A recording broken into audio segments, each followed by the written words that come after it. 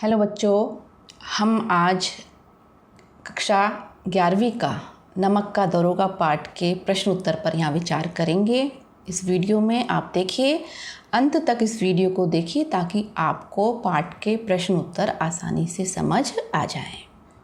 तो अभ्यास प्रश्न है ये। पहला प्रश्न देखिए, कहानी का कौन सा पात्र आपको सर्वाधिक प्रभावित करता है और क्यों?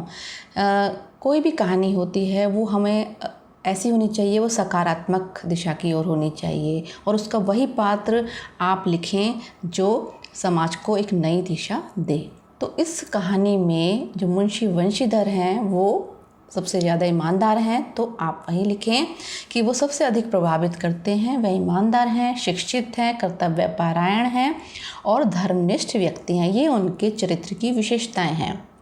हालांकि उनके पिता उनको बेईमानी का पाठ पढ़ाते हैं, घर की दयनीय दशा का हवाला भी देते हैं, परंतु वह अपनी ईमानदारी नहीं छोड़ते और साथ ही अपना स्वाभिमान भी बरकरार रखते हैं।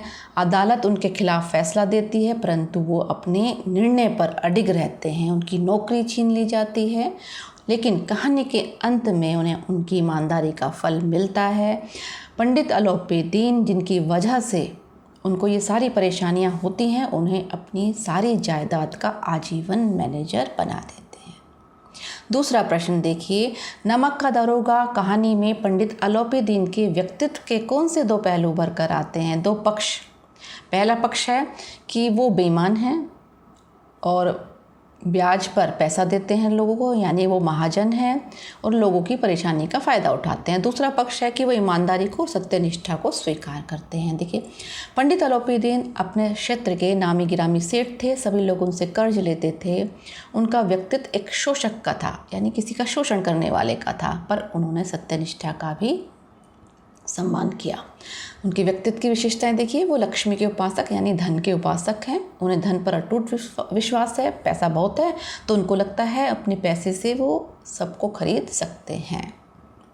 दूसरा देखिएगा, ईमानदारी के कायल हैं। धन के उपासक होते हुए भी वो वंशधन की ईमानदारी का सम्मान करते हैं और खुद उनके द्वार पर पहुंचते हैं और अपनी सारी जायदाद उन्हें सौंपकर उनको मैनेजर का स्थायी पद दे देते हैं, अच्छा वेतन, नौकर चाकर, सब कुछ। प्रश्न नंबर 3 देखिए, कहानी के लगभग सभी पात्र समाज की किसी न किसी सच्चाई को उजागर करते हैं।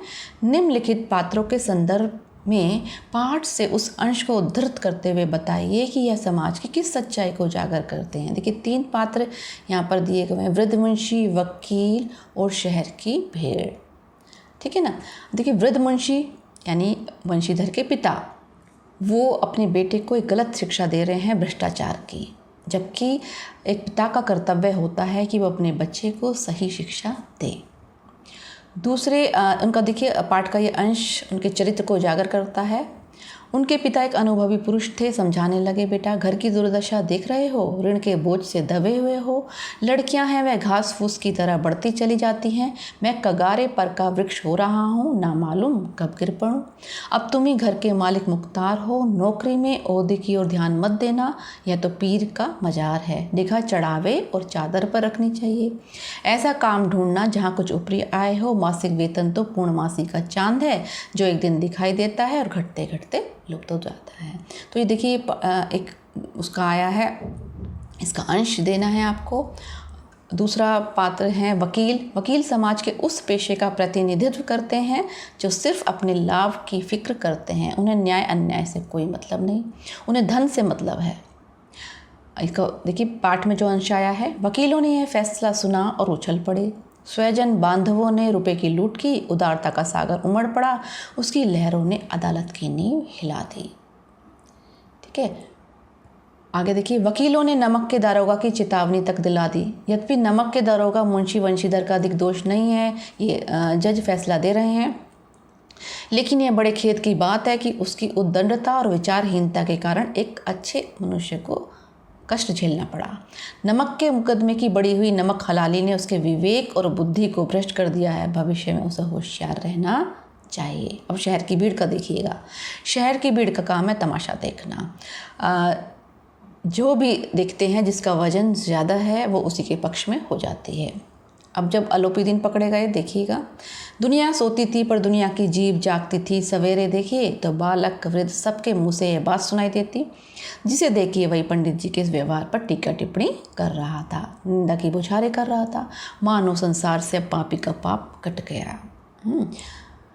और जब मुंशी वंशीधर को कोर्ट में गलत फैसला सुनाई देता है, उनको मतलब उनके पक्ष में फैसला नहीं होता, दूसरे जब उनकी नौकरी चली जाती है, तब सारी भीड़ किसके पक्ष में हो जाती है? पंडित आलोपी दीन के।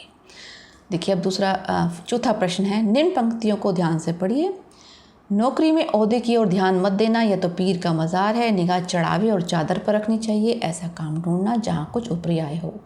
मासिक वेतन तो पूर्णमासी का चांद है जो एक दिन दिखाई देता है और घटते घटते लुप्त हो जाता है। ऊपरी आय बहता हुआ स्रोत है जिससे सदैव प्यास बुझती है। वेतन मनुष्य देता है, इसी से उसमें वृद्धि नहीं होती। ऊपरी आमदनी ईश्वर देता है, इसी से उसमें बरकत होती है। तुम स्वयं विद्वान हो, तुम्हें क्या समझाऊँ। यह किसकी उक्ति है? यह है जो वृद्ध मुंशी हैं उनकी। मासिक वेतन को पूर्णमासी का चांद क्यों कहा गया है? देखिए, मासिक वेतन को पूर्णमासी का चांद इसलिए कहा गया है कि जो तनख्वाह होती है वो महीने के शुरू में मिल जाती है, उस समय वो पूरी होती है, चांद की तरह पूरी। पूर्णमासी को पूरा चांद निकलता है और फिर धीमे धीमे घर के खर्चों में वह तनख्वाह ख़त्म हो जाती है और 15-20 दिन में तनख्वाह बिल्कुल समाप्त। जैसे कि चांद जो होता है पूर्णमासी के दिन पूरा दिखाई देता है और फिर अमावस्या तक आते आते पूर्ण अंधकार छा जाता है। क्या आप पिता के इस वक्तव्य से सहमत हैं? देखिए नहीं, क्योंकि पिता का काम है बच्चे को सही शिक्षा देना, उचित मार्गदर्शन करना, लेकिन यहाँ पर पिता बेटे को सही मार्गदर्शन नहीं दे रहा। प्रश्न नंबर 5 देखिए, नमक का दारोगा कहानी के कोई 2 अन्य शीर्षक बताते हुए उसके आधार को भी स्पष्ट कीजिए। कोई भी हो सकता है। देखिए, सत्य की जीत आप दे सकते हैं और इसमें आपकी मर्जी है, आप सही शीर्षक कोई और जो आपको सूझ रहा हो वो दे सकते हैं। सत्य की जीत, क्योंकि कहानी में सत्य की जीत हुई है। ईमानदारी, ईमानदार दरोगा भी दे सकते हैं, सत्यनिष्ठ दरोगा भी दे सकते हैं, फिर आपको उसका तर्क यहाँ पर देना होगा। प्रश्न नंबर 6 देखिए, कहानी के अंत में आलोपी दीन के वंशीधर को नियुक्त करने के पीछे क्या कारण थे? तर्क सहित उत्तर दें। आप इस कहानी का अंत कैसे करते? देखिए, कहानी के अंत में आलोपी दीन ने वंशीधर को नियुक्त किया, कारण क्या था? ईमानदारी। और तो उनके मन में ग्लानि भी आई कि मैंने एक ईमानदार व्यक्ति की कदर नहीं की और ईमानदार व्यक्ति को, है ना, सज़ा दिलवा दी। सज़ा क्या थी उनकी? उनको नौकरी से निकाल दिया गया।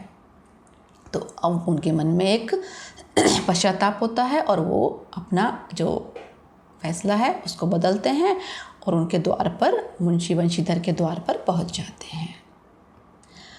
अब कहानी का समापन की बात है, उस समय जब ये लिखा गया तो उनको यही उचित लगा, पर आज के संदर्भ में हो सकता है इसका कुछ और, क्योंकि होना क्या चाहिए था कि मुंशी वंशीधर को अदालत ही फैसला सुनाती कि उनको उनके पक्ष में फैसला चाहता और पंडित आलोपी दीन को सजा मिलती।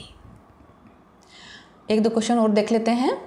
दारोगा वंशीधर गैर कानूनी कार्य की वजह से पंडित आलोपी दीन को गिरफ्तार करता है, लेकिन कहानी के अंत में इसी पंडित आलोपी दीन की सहृदयता पर मुग्ध हो जाता है और नौकरी करने के लिए तैयार हो जाता है मैनेजर की।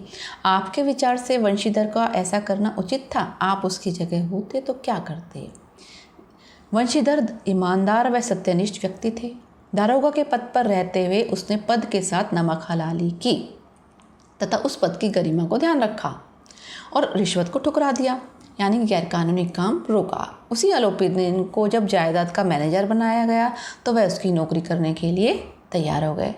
वह पद के प्रति कर्तव्यनिष्ठ थे, ठीक है ना। उनको ये लगा कि अब ये व्यक्ति अपना जो व्यवहार को बदल रहा है और पश्चाताप कर रहा है, तो वो उसके साथ हो जाते हैं, क्योंकि वो एक ईमानदार व्यक्ति थे तो सामने वाले की ईमानदारी को भी स्वीकार करते हैं। नमक विभाग के दारोगा पद के लिए बड़ों का जी ललचाता था। वर्तमान समाज में ऐसा कौन सा पद होगा जिसे पाने के लिए लोग लालायित रहते होंगे? बहुत सारे पद हैं जहाँ पर ऊपरी आमदनी होती है और आज का समय तो इस तरीके का हो गया है, व्यक्ति जहाँ भी संभव होता है तो वो उपरियाय करने से नहीं चूक रहा। तो यहाँ आप दे देंगे जो आपको उचित लगें कि कौन कौन से पद हैं। तो मेरे ख्याल से इतना आपको समझ आ गया होगा। इतने सारे प्रश्न सुन करके ये पाठ अच्छे से समझ आ गया होगा। तो आप मेरे चैनल को सब्सक्राइब कीजिए, लाइक कीजिए।